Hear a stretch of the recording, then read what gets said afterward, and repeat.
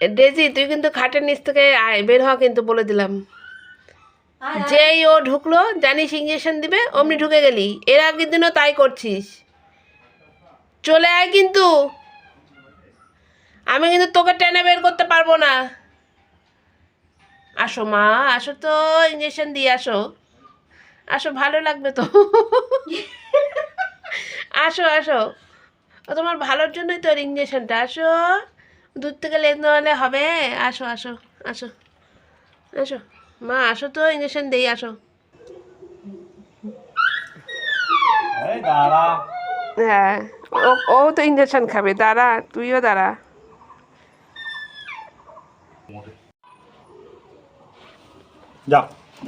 হ্যাঁ, হয়ে গেছে, হয়ে গেছে। আয় আয় আয় পোকো, তুই ইঞ্জেকশন খায়। এ পোকো, লাগবে, ধরতে লাগবে না, বাবারে কামড় দিয়ে না দেয়।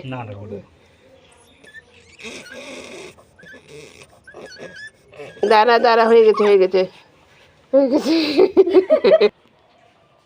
এই যে হয়ে গেল ভ্যাকসিনেশন। আবার সামনের বছরের জন্য ডেজি থাকবে তৈরি।